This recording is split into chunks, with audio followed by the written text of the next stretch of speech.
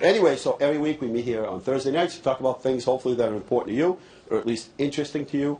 And not too long ago, and it could be a year ago, but it seems like yesterday, we had the group from Job Seekers in, and they're back, right? How long ago was it that you were here? We were here in March.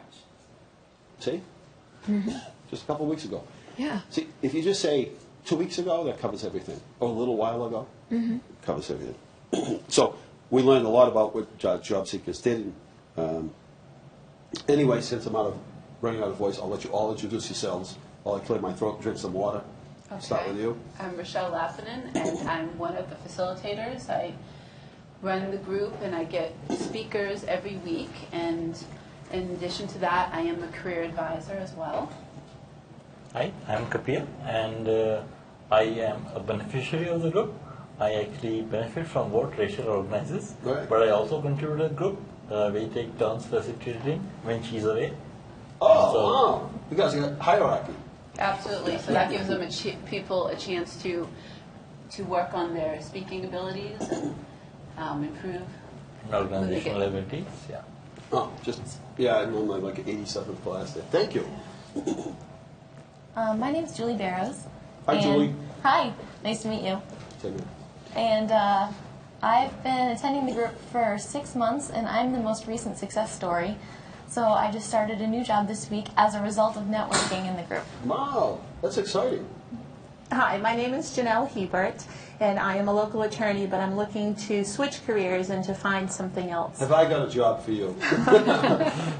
But it's exciting that every time you come on, we hear all these stories about, the successes and some of the good things that happen. And I think that's what encourages others, right? That, my time will come. Is that how people think? Rather than think, oh, kind of bummed out, these two people got a job, but I still don't have one yet. I think what we were talking about last time is people are like happy for you that you got a job, and they know Absolutely. that maybe everybody's at a different stage of their career or their training or their involvement here with Job Seekers. So it's just their time will come, right? Right, and one of the biggest things is the group, we focus on support, education, and networking. And support, if you've been in a long job search, whether it be 3 months, 6 months, a year, and you come to the meeting and you feel a little bit down because the job search has been taking so long, that you go and you talk to other people that are in the same boat. And by the end of the meeting, our objective is for you to feel better when you leave the meeting. Does anybody remember what my trick is for getting a job? Volunteer. Chocolate chip cookies. You I gotta was gonna follow say- it up with chocolate chip cookies. That's a good one. Always works. I watched the previous episode where you had Oh, you did? Rachelle on, and you said that we should volunteer to work for, and Volunteer. so they can try us out. And then guarantee yourself, say, look, hire me. Maybe it's not the right fit. And a lot of times, it's just not the right fit in the office. So you might get like the most qualified people and have the most 10 qualified people in an office setting. And everybody doesn't get along, or it's just not the right mix, or there's not the team atmosphere. That's not anything bad. I mean, it's just, we're all a little bit different. So it's not anything bad at all. So I always say, if you really think you could do the job, because I think I talked about last time, is people come in, they'll have their resume, they all got it down on one page now, so it's not 3 or 4. All people that are hired are only going to look at it for a few seconds. People say a minute, but it's more like seconds. And then, during the interview, all we're hoping is when we hire people, when we really decide we're going to hire somebody, is that they actually can do what they say, rather than, oh yeah, when I worked here, I did this, I did this, I did that. Then we hire them, and we wait and say, okay, so exactly what month will you start doing what you say? So I say, go to the interview and say, you hire me, and if I'm not what I say I am, and I can't deliver, you call me, I'll bring a coffee in, and we'll have a little chat, and we'll leave as friends. Now, that puts a little more insurance there, right? I mean, it's a little bit of a warranty. Because a lot of people are really, I think, hard-pressed to hire people. They're afraid to hire them. It's like, who am I hiring? Am I going to have to put a lawsuit? All these things, sort of flashing I through think people's there's a lot minds. of sort of juice behind what you say, Mayor. And the thing is that from learning from all the networking groups is that actually people are spending a lot of resources trying to find the right people. Right. So actually, if you have this kind of warranty, that removes the walls that people have, Right. and and sort of people are scared of hiring anybody. Yes, they are. Everybody's like in this panic mode to hire anybody. In fact, they were saying this week there are more temporary employment agencies now employing people than almost the entire population of people working, because for a lot of people it's a way to kind of hire them for a little while, and if it works out, they can hire them full time. A lot of employment agencies are in business for the wrong reasons, which is to kind of circumvent the the laws and the rules of employment. I know Kapil and I were just at a STEM? STEM Science, power, technology. and there was a temp agency, Manpower, and a lot of the STEM industries are only hiring people through temp agencies first, kind of a long interview Right. to see if that person's going to be the right fit. Right. And the word of that particular meeting that we were at was that temporary agencies are not a dirty word Right. anymore. That it's Not the all temp services Not are all, bad. exactly. There are a lot of good ones. And if right? you want to get into EMC and some of the other couple- organizations that were there, yeah. you have to go through the temp agencies. So, Julie, what was the success? You didn't tell us what it was. You just said, I have a success. Now I've been Oh, well, curious. I am now a marketing associate for a company called the VHS Collaborative. It's a nonprofit, and they provide online education for middle and high school students, plus professional development. Oh, that's kind of cool. VHS? It used to stand for Virtual High School, Right. but they do much more than just high school. That's neat. Yeah. We should talk after. I'd like to learn more about that, because there are always Absolutely. parents out there who, want to see their kids. It works in conjunction with a physical school. Right. So it's not like you get a diploma from the virtual high school.